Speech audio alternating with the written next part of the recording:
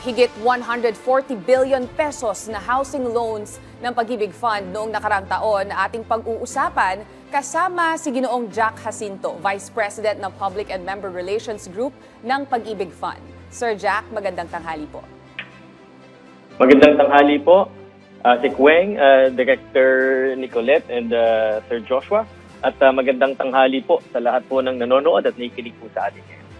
Sir, umabot po sa mahigit 140 billion pesos ang na-release na halaga ng housing loans ng Pag-ibig. Gaano kalaki po ang kaibahan nito kung ikukumpara po natin sa mga nakalipas na taon at ilan po ba ang mga naging benepisyaryo? Opo, tama po kayo. Nitong nakaraang 2025, itong nakaraang taon, nakapag-release po tayo ng Pag-ibig housing loans na umabot sa 140.54 billion pesos. At ito po ay mas mataas by 8%. Higit po ito sa ating na-release noong 2024, noong nakapag-release naman tayo ng almost 130 billion pesos. So magandang balita po ito dahil mas marami po tayong na i-release na halaga. Mas lumaki po yung halaga ng housing loans na na-release po natin sa Pag-ibig Fund. At ang mahalaga po diyan ay yung pong mga miyembro ho natin na nakinabang rito na umabot sa 90,727. Mahigit po sa 90,000 po na ating mga Pag-ibig Fund members ang nagkaroon ng pagkakataon na magkaroon ng sarili nilang bahay. Nabili po nila sa tulong ng ating napahiram sa ilalim ng ating Pag-ibig housing loan, maging yung mga miyembro ho natin na nakapagpa-renovate at nakapag-construct ng kanilang mga bahay. Sir Jack, linawin na po natin, sa kabuuang halaga po ng 140 billion pesos, at nabanggit nyo nga po na sa 90,000 plus members na benepisyohan ito, nasa ilang units po napondohan ito? At mula sa anong housing loan programs po ito? Opo, ang napondohan po nitong kabuuan na housing units ay 90,727 housing units. At mula po rito sa 90,727 housing units, kasama po diyan ay 7,056 socialized housing units na pinakinabangan naman po ng mga low and moderate income members ho natin na ngayon din po ay maliban sa mayroon na silang sariling bahay. Yung pong kanilang binabayarang monthly payments ay napakababa sapagkat sila po naman yung nag-e-enjoy at nakatamasa ng subsidized 3% interest rate per annum sa kanilang Pag-ibig housing loan. Sir Jack, ano naman po yung nakikita ninyong dahilan ng pagtaas ng housing loan availment ng Pag-ibig?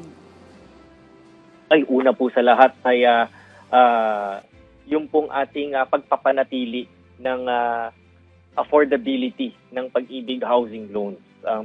Yun po talaga ang ating mandato at yun po ang aming tugon sa direktiba po ng ating Pangulong Marcos na gawing affordable at accessible yung pong Pag-ibig housing loan program para magamit ng ating mga miyembro para makabili ng sarili nilang bahay.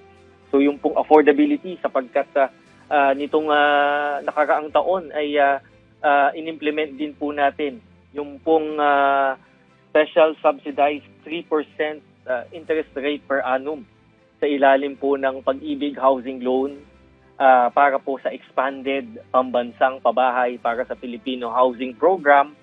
At in-implement din po natin yung pong mga special promo rates po natin for housing loans up to 1.8 million pesos.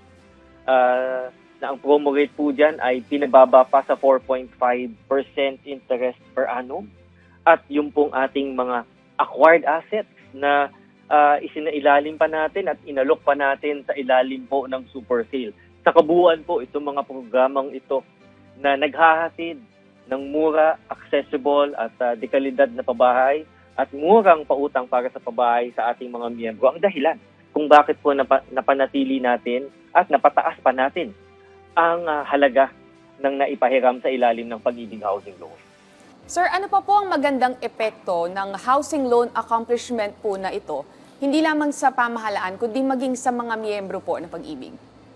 Ay, para sa amin po, napakahalaga po nito dahil sabi ko nga po, Sec Weng and Sir Joshua, ito po yung mandato po namin na pagka po mayroon pong miyembro na nag-apply o nagsaad ng kanyang, nagpahayag ng kanyang interest na magkaroon, na mag-apply for a Pag-ibig housing loan, ay batid ho namin na ito po yung pangarap ng ating miyembro na magkaroon ng sariling bahay. Kaya po ito po ay pagtupad sa aming mandato at kami po ay natutuwa, naging susi po kami sa katuparan ng pangarap ng ating mga miyembro na magkaroon ng sariling bahay. At maliban po riyan, Asik Weng and Sir Joshua, yung pong housing industry, patuloy po nating pinapasigla ho ito sa pamamagitan po sa pag-finance ng housing loans ng ating mga miyembro dahil ang pagpapatayo ng bahay ay nangangahulugan din po ng karagdagang trabaho para sa ating mga kababayan. So marami pong naikinabang dito, maliban po of course, una na po yung benepisyo ng ating mga miyembro na magkaroon ng sariling bahay, ngunit on a larger scope, yung pong tulong po nito sa ekonomiya sapagkat marami pong na-generate na trabaho ang industriya po ng pabahay. Okay, Sir Jack, kumusta din namin yung performance ng Pag-ibig pagdating naman sa loan collections? Ay, tama po kayo. Tama po kayo, Sir Joshua, sapagkat mahalaga po na yung ating pinapahiram, pero po ito ng miyembro So, dapat po yung ating pinapahiram ay ating nakukolekta at ipapahiram muli sa ibang mga miyembro na balak humiram sa ilalim ng Pag-ibig housing loan at maging sa iba nating Pag-ibig short-term loan program. Kaya natutuwa rin po kaming ibalita na napanatili po natin na mataas ang ating performing loans ratio. Sa katunayan po, nasa around 93.5, 93.6% po ang ating performing loans ratio. Katupahulog, ibig sabihin po niyan ay tapat po, karamihan po at higit sa nakararami po nating mga Pag-ibig housing loan borrowers ay nagbabayad ng tama at sa oras ng kanilang monthly payment sa kanilang Pag-ibig housing loans. Napakahalaga po nito para po maging sustainable at mapanatili ho natin yung pag-ikot ng pondo para po sa ikabebenepisyo pa ng iba pang mga miyembro. Sir, ano naman po yung advantages na pwede niyong i-share sa mga potential home buyers at Pag-ibig members na gusto mag-avail ng housing loan sa Pag-ibig? Gano'n na po ba kadali yung pag-a-apply at pagpapa-approve ng kanilang loan?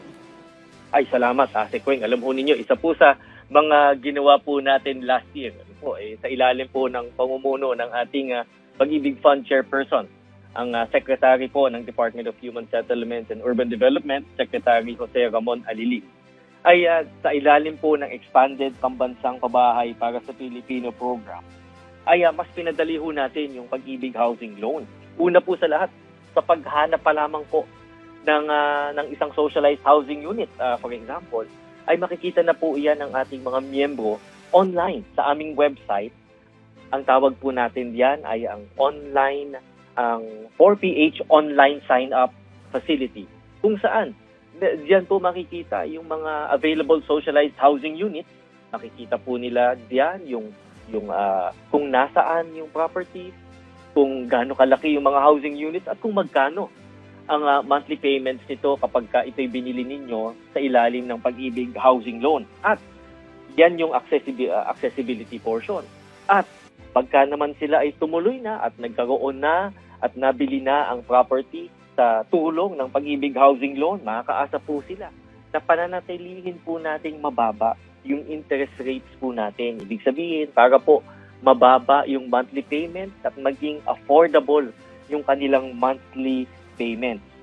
Kasama po diyan yung longest payment term ng Pag-ibig housing loan na up to 30 years kung gugustuhin po nila para lalong mas mababa yung kanilang monthly payment. So, accessibility and affordability, yan po yung hinahatid po natin sa ilalim po ng ating mga programang pautang para sa pabahay.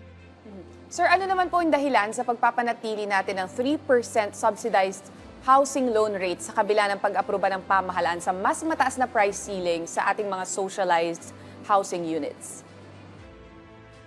Opo, ang mandato po ng Pag-ibig Fund, dalawa po ang mandato namin.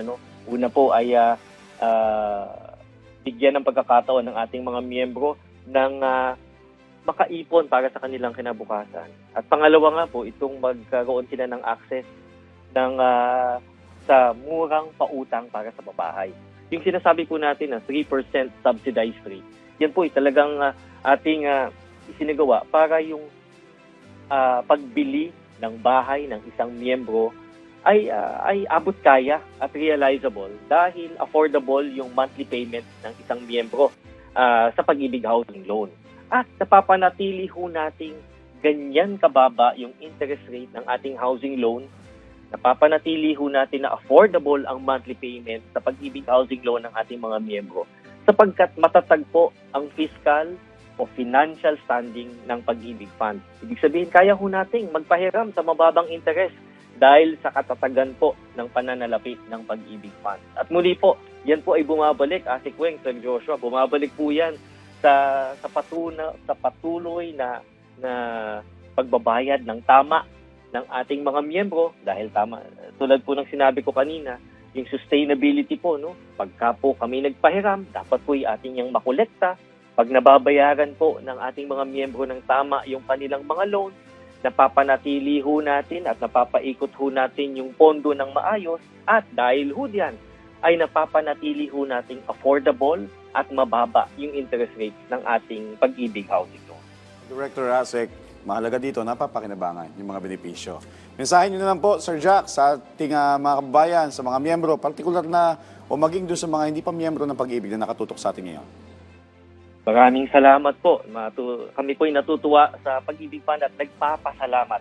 Nagpapasalamat po kami sa aming mga miyembro, sa aming mga stakeholders, sa ating mga partners sa patuloy ho ninyong pagtiwala sa Pag-ibig Fund sapagkat patuloy po na lumalago ang inyong pondo. Patuloy na po riyan yung pagpapahiram po natin ng record high na halaga ng housing loans para sa ating mga kapwa Pilipino upang magkaroon po sila ng at matupad yung pangarap nilang magkaroon ng sariling bahay. Marami pa ho tayong benepisyong available sa ating mga miyembro at ang Pag-ibig Fund po ay laging handa na tumugon upang bigyan po at ihatid yung mga benepisyong karapatan ng bawat manggagawang Pilipino.